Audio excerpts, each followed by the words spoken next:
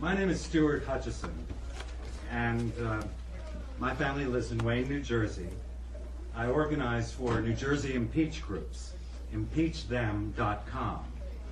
It's a statewide organization with chapters in the north, central, and south regions of my state. Our membership numbers between 800 to 1,000 people, and like Representative Betty Hall and so many of your fellow residents here, we're dedicated to the passage in the legislature of our garden state of a resolution to impeach President Bush and Vice President Cheney. As you know, your passage of House Resolution 24 will trigger Rule 603 from Thomas Jefferson's Manual of Parliamentary Practices, which constitutes the official rules of the United States House of Representatives. In our analysis, Rule 603 was a kind of loophole Jefferson created with great deliberation as he pondered an important question. I know this has been referred to before by somebody else, but I think I can offer some more on this.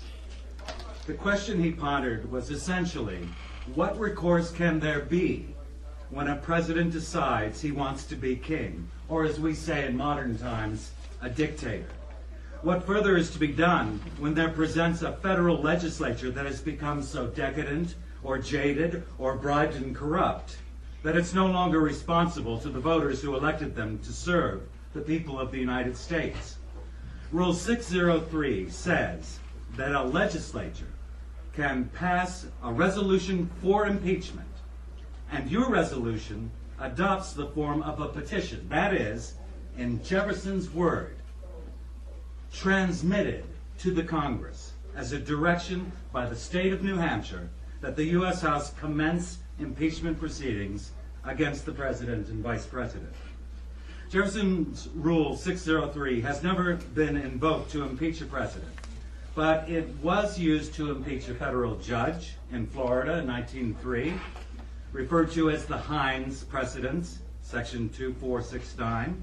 The rule applies in line with the constitutional article for the impeachment of a judge, a civil officer, as well as the president and vice president. The legality of the implementation or invocation of Jefferson's rule is straightforward and should be indisputable. It's the law in the parliamentary rules and practices of the U.S. House and is, as such, part of the Constitution. When you pass the resolution to commence impeachment in New Hampshire, I believe politicians, yes, this is serious business we're talking about.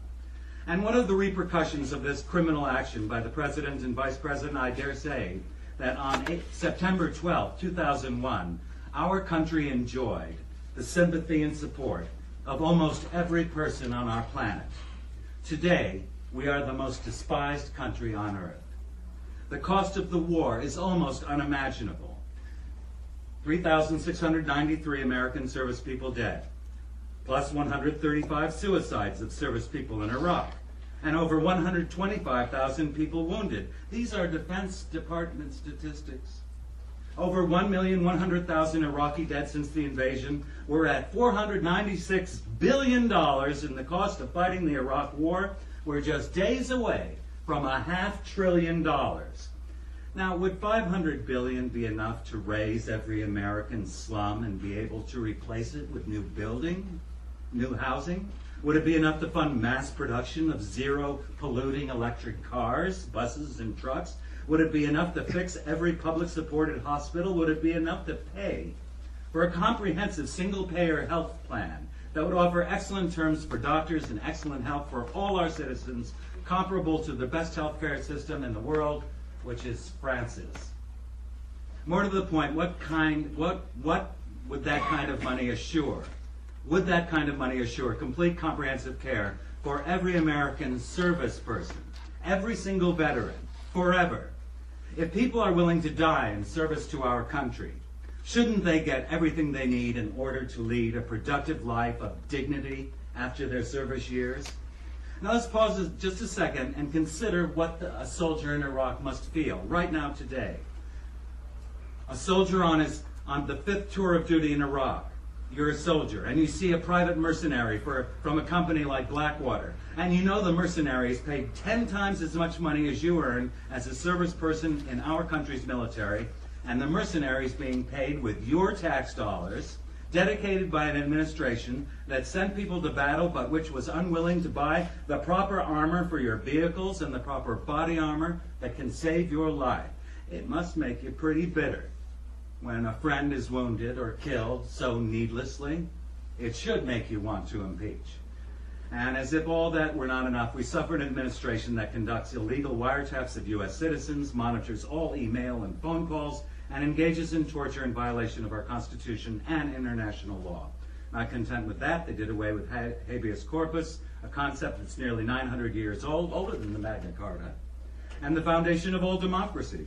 Our president and vice president have given themselves the power to gather every one of us here in this room, put us in trucks and take us away to be confined without any of our families and loved ones knowing where we are, with no phone calls permitted, and where we can be tortured and disappeared forever. Now I say to you, that is un-American, and it's sure not free. We consider our country is in a state of crisis today, right now, and the Bill of Rights and our entire Constitution are hanging by a thread. Worse, the evidence now available shows that both presidential elections in 2000 and 2004 were stolen, and therefore we do not even enjoy democracy in our United States. Our great country is transformed now into an oligarchy in which all of us are ruled by those few in the top tenth of 1% of our population. Now the question is, what's to be done? The first thing is to impeach and remove Bush and Cheney from office for their high crimes and misdemeanors. But we know getting rid of the bad guys is not enough when they control the election process. We must get rid of all electric vote machines and have hand-counted paper ballots. To that end, we support a Voters' Bill of Rights, which I ask you to distribute to the legislature. We consider Representative Betty Hall to be a great patriot in the tradition of our greatest founder, Thomas Paine, along with one of the greatest congressmen in history, Representative Dennis Kucinich of Ohio.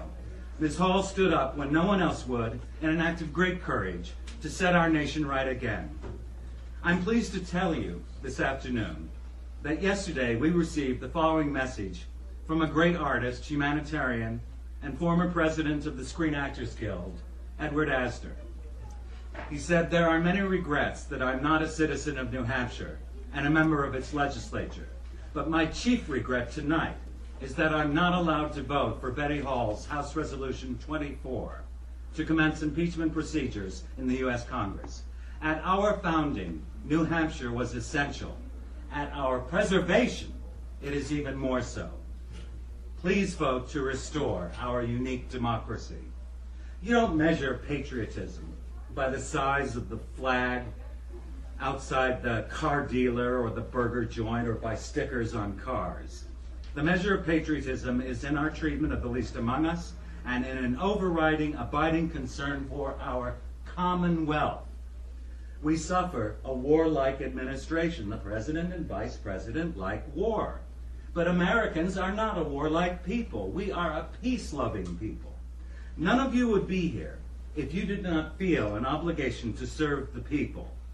Now it's time to rise to your obligation, because you, all you here, have within your hands the ability to save our United States. Let your love of your family and our great commonwealth be your guide, and you'll be remembered in history as the body that said, "We are a nation of laws, and we must insist that the laws be followed." Let it be said of you, they made the bold move to restore justice and reclaim democracy throughout the USA. This is your obligation. Our country and our Constitution compel you to act now, for the sake of New Hampshire, for the sake of the United States, for the sake of our world. The line in the song goes, "It's not completely dark yet, but it's getting there." Time's running out, and I implore you to move now, today, before it's too late. Thank you.